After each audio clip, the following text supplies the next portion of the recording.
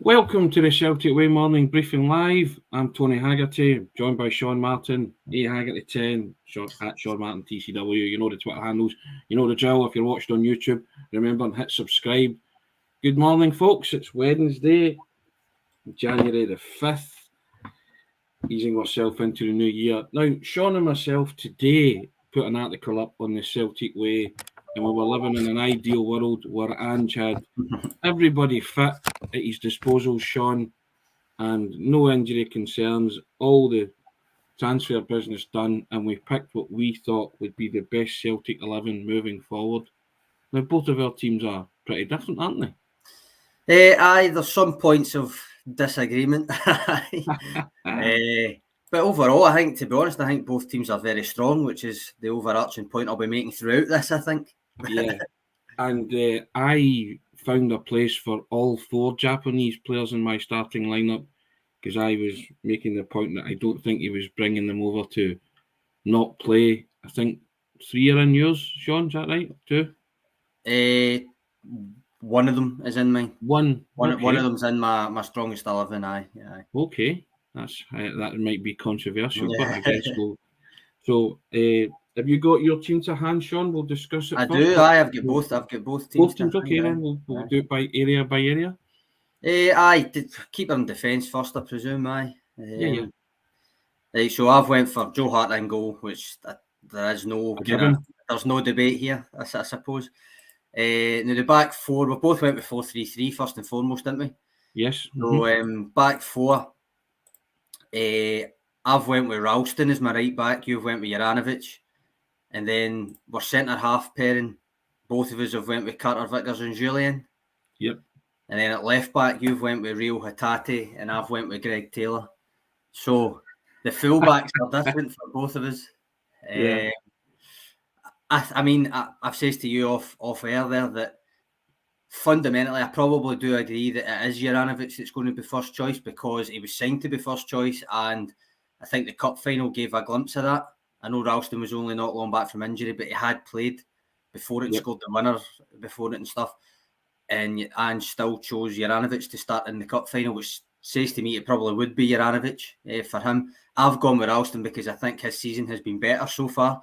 I understand Juranovic has played left back a lot and been shifted about, but nonetheless, I think Ralston's offered so much, so I went with him as my right back. I chose Juranovic. Yeah, I chose Juranovic because of what you just said there, the cup final, and I just think that's his natural position. And I chose Hatate over Taylor because I still think Celtic find that a problem area, and I just think that he might bring him in to solve that area. I disagree with the premise that it needs solved. I think Taylor's... I know you're loving Taylor. Yeah. I'm not saying they can't get a better left back than Taylor, but Hatate, as far as I'm concerned, won't be a left back for Celtic unless it's covering for injuries or rotation. I think he'll be a central midfielder primarily. And as I say, as you just said there, I like Taylor. I think he is a decent option. I think he is quite good. I think he's improved under Ange, but I also think he was getting unwarranted criticism last season as well. So I'm fine with Taylor. In fact, I made him one of my 7 certainties for the team when I wrote it out on the article that's on the site just now. So 2 disagreements so far in the opening 5 players. Well, Simon Thomas comes in and he picks his team, and Hatate's at left back in his team. So that's an interesting one. And then John McCauley comes in and says, would Ralph not be able to play centre back? And Peter McDonald comes in and says, Hatate wasn't bought as a left back, but he can play there, can't he? He can play there. He's played, literally, he's played centre mid, left back, left wing, right wing. He's even played right back at one point. He's right-footed as well. So the versatility is good, but I want to see him, and I think he is. He has been primarily signed to fill a role where a wee bit of height and a wee bit of mobility in midfield for me. That's fair enough. Now, into the midfield, Sean, and your midfielders are? My midfield trio is McGregor, Hatate, who we've just spoke about, and then Rogic. Am I right in saying that your midfield 3 is McGregor, Ideguchi, and Rogic? That's yeah. Mm-hmm. Yeah. I'll let you go first this time, I think. Yeah, well, I just think Turnbull could be the one to miss out. Now, I would leave it wide open for what you've just said there to maybe say that Hitachi could play in there as well, either Hitachi or Ideguchi.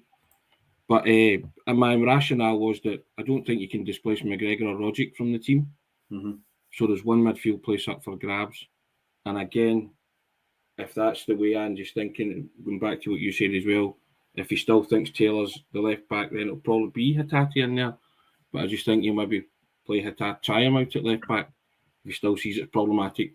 And that leaves a place up for grabs. So I thought Ideguchi might come in. I know he's not coming off the best J-League season. A lot of people have said that, and he said it himself, didn't he? But having spoken to a couple of others, they say there's a player there, and he's brought in to fit into the system.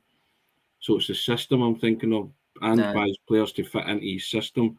So I think he's brought Ideguchi in to fit into some kind of system that he clearly sees him fitting into that role. But McGregor and Rogic are irreplaceable at the minute, and I think Turnbull's probably the one that would miss out if he brings in one of the Japanese guys to play in midfield, whether that be Hitachi or Ideguchi. I've said Ideguchi just now because that's my rationale behind that, but it could well be Hitachi, as you've said. I think Ideguchi will fit with what Ange is trying to do with the midfield as well, but this is obviously an 11. I think a lot of it will come down to rotation as well, and it says I'm going to mention it throughout it. It's good to have options at that stage. Yeah. So that is the one thing that I'll keep coming back to, is that leaving somebody out of this starting 11 for me is not necessarily a criticism, but when you look at the potential bench that it would leave you, that's what would make me smile about it, because for once there would be genuine options on the bench. We'll come even further to that when we come to the forward line, but in terms of the midfield, it is harsh on David Turnbull. I mean, Ange does like him. He's played more than anybody else. I know he's injured just now, but as soon as I selected Hitachi in midfield, basically, I mean, McGregor's the captain and he's still the best midfielder. It was never going to be at his expense. I do like him sitting deepest. I think he facilitates things quite quickly and as I've said all season, will take the ball off the defenders even under pressure, just to relieve the pressure on them, that kind of thing. Beaton's done well there. He has done well, and I think he's a good rotation piece, but ultimately, strongest 11, I've put McGregor at the base of the midfield. But as soon as I picked Hitachi, it did become similar to what you said. They're basically a straight choice between Turnbull and Rogic. And just now, I mean, it is Rogic just now. There is no getting away from that. So one difference in my midfield there. Yeah, the wonderful thing about this, Sean, is this is the ideal world. This is options are plenty for the manager, which we've spoken about, and it's healthy competition for places, and the guys that don't make it will still have a worthy contribution to make coming off the bench and an impact, and you'll have strong players to do that. That's the whole point of this, picking in your eyes, what is, or your mind, what is the best 11. That's the great headache that Ange is going to have moving forward now, isn't it? Or you're hoping that's a great headache. I hope it is. I mean, that is obviously what we've been banging on about since the summer. Yeah. Not necessarily that the starting 11 wasn't good enough week to week, but the options off the bench were not good enough. So this hopefully helps solve that problem. Ozzy Adam comes in here, say rotation, get used to it. So we're going to see he's hinting that Ange's going to be a tinker man, Sean. I think he's got previous for that. I go back to a quote that I used when I was doing my piece away back, I think September, when he had rejigged his centre-back options, mostly out of necessity, I must admit. But I was basically using a quote from Ange himself, which was saying that ideally that's the one area you don't tinker with, that you keep the centre-backs as they are, and further forward is where you tinker. And I think now that he's got options there, you will see that, because Celtic play a lot of games, even in a season, and I mean they're still in the league, the Scottish Cup to come, in the Europa Conference League. It's still fighting in three fronts, and fighting in three fronts that you would argue they should be going to the very, very end of the season with. So rotation will be key, and I think in the forward areas, in the midfield, that's especially true, as opposed to the back areas. Ben 5-1-5, this is what Ange's been waiting on all season. It's what we've all been waiting on all season, Ben. I couldn't agree more. Up front, Sean, have we got the front? Up front, I have perhaps controversially stuck with Forrest outright. Kyogo through the middle and Jota out left. I presume. I think you've got one. Yeah, Jota out left, Kyogo through the middle, and Maeda on the right. All right, aye, fair enough. I just feel that he'll shoehorn them in. I think he brought Maeda for a reason, and he'll just shoehorn them in, and he'll play a system which suits Maeda. And I know Maeda's scored a lot of goals, hasn't he, in the J League? He's the top scorer and can play anywhere, kind of in a front three, can't he? Basically, he does. Aye, he's played off the left more than anywhere, but he can. I mean, he's right-footed. He can play on the right. He can play through the middle. In that sense, I almost see him as almost a rotation piece for Kyogo and Jota in that sense. Well, and I still think that if he's fit and firing, James Forrest is formidable. But I do see the logic. He's been brought in as a J League top scorer. The last time they signed a J League top scorer, he's done no bad. So I'm not against that or anything. I just think that's a potent front three, Sean. You are carrying real weapon in your arsenal in terms of goal scoring. And Celtic have struggled in terms of goal scoring to put games to bed and to put teams away. And I just think that gives them more options, in an attacking sense. And it could be more clinical in an attacking sense. That's all I mean, No, I get it. I do get it. He does excite me.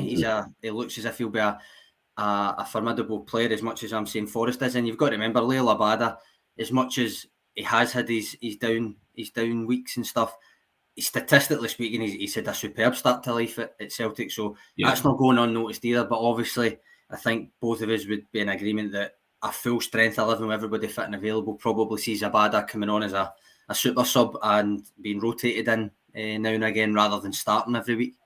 I was looking at Maeda posing in the jersey and stuff. He just has that smirk on his face as if I'm going to like this. He looks like somebody who, and I've watched the clips and I've been very impressed by the showreel. And you can always be impressed by your showreel, but I think everybody just wants to see what he can bring to the table. Also got a good hairdo, if I say so myself. Well, again, it's coming back to it is the options that pleases me as much as the starting 11 here, because when you think on who I've left out, Juranovic, Turnbull, Abada, Maeda, even Johnston, I know people don't particularly think he's up to much, and I don't think yourself, you're a massive fan of Mikey Johnston, but he can make an impact for me. And then you've also got Giakoumakis there. You've got the Eredivisie top scorer to come off the bench as well when he's fit, because this is all on the presumption that everybody's fit, remember? Of course, that's that. We want to make that caveat clear that this is when everybody is fit and Ange has the whole range of players to choose from. Yeah. But it's just a brilliant talker, Sean, I think, because the debate will rage all over the place about players and certain players and who you fancy. But it's just great to actually be talking about Ange now having lots of options possibly at his disposal. It is, and even going back to the first area of the defence, I like Stephen Welsh. I've made the case for him a few times this season, especially earlier in the season when he had to deal with switching sides and all that entails. Because I do still think that goes overlooked, how difficult that actually can be, especially for a younger defender to be asked to switch to the side of the central defence that he's not used to playing. But obviously Starfelt's had the jersey lately. But on the premise that everybody's at full strength, both of us have gone for Julian. That is obviously on the proviso that he reaches somewhere near the kind of level that we know he can reach, and it hasn't taken its toll being out this long. Yeah, and also I brought Julian back just for height presence alone. Yeah. I think Celtic, lack some height, especially set pieces. They do. In the opposition's penalty area, and I think Julian and maybe Carter Vickers can give them that, because they're big guys, and I think they should be contributing more. Julian has form for contributing at set pieces and scoring. So, so that's, I brought him back for that. There's no slight on any of the guys that I've left out, because, as I say, when you're talking about it now, and you've listed a lot of players there, there is real. Now you can see that strength and depth that Ange will have, everything being equal. And you said there as well that that's assuming Julian gets back to anything like the form that he showed before he was out. I see a comment here which kind of ties in with me talking about when Welsh switched from side to side, and I can see the logic in this. Julian primarily with Celtic has played right centre back, but before, basically, to earn his move to Celtic, he was playing left centre-back at Toulouse, and I think that's where he would fit in, because I don't think you move Carter Vickers from right centre-back. I think he's looked impeccably comfortable there. And I think him at right centre-back and Julian in for Starfelt at left centre-back, back where he played for Toulouse for all those years, I think it would be fine. I think if the two of them actually not excite me, because I don't really get excited by central defensive pairings that much, but it's but it would impress me. I think the two of them. Yeah, glory hunters, Sean. You're the kind of Maida and Kyogos and Jotas in this world. They kind of players excite you. That the player in the back of your jersey, aye.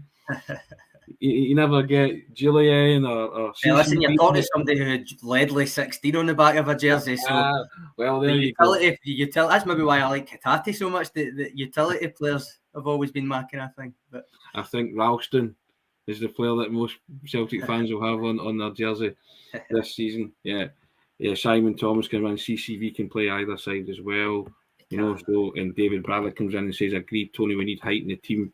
I think that's a big thing, because we pardon the pun, but we lack height in certain areas, don't we? Aye, I mean, it's not to go to Gordon Strachan talking about the genetics and stuff. It's not to go that. I get what you mean, and it is true. There is a lack of height. People have been saying it all season. It is true that we're not a very tall team, not a very physical team. But you don't. I mean, a lot of the time you don't need to be when you've got the ball as much as you have. But there is a benefit in having someone of Julien's stature and presence here. And I realise that critics of Julien will point to his struggles against physical strikers. But that is not necessarily what we're talking about. We're more talking about a physical presence to send up for free kicks and set pieces as much as anything else. And Patrick Fitzpatrick comes in with a good point. Where does young Karamoko Dembele fit in all of this, Sean? And that's another player who's kind of disappeared or gone under the radar, but he's still to come back, and he could still make a valid contribution. He could. Is this my cue to get the depth chart out again? Well, I think we kind of touched on him the other day, and it was basically he is getting back to fitness. He will. I mean, now that they've signed Maida, it's almost another guy in his way. Yeah. To get a game, but nonetheless, I mean, Ange was very complimentary about him in pre-season before that bad injury. So if he is fit and he is in a position where he's impressing in training, I think he will see some sort of game time. And Ange will give him a chance to impress, even if it's just wee cameos here and there or a rotation piece. Because he did seem to like him, and he seems, with all these games that are coming up, or potentially coming up, that there will be game time to go about once you factor in that there will be injuries and there will be people needing rests and stuff. As we go back to saying now, a plethora of options, which are all of a sudden possibly going to become available to Ange moving forward. That's it. That is it. Right. And as you said there, they're fighting on three fronts. They will need every player at their disposal to fight on three fronts. There's the early rounds of the Scottish Cup, there's the Conference League, and obviously the league as well. And you said that it all being equal, Celtic should be able to take those to the wire.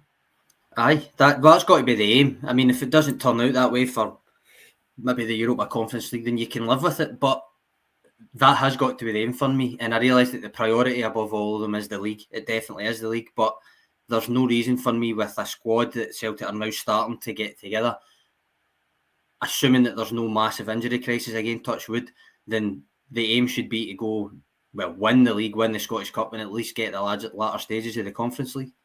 He has made a point of saying that European football is a kind of benchmark. You want to test yourself against the best, Sean. So I don't think he's made any kind of... There is no fork-tongue message there. Ange wants to do well in the Conference League.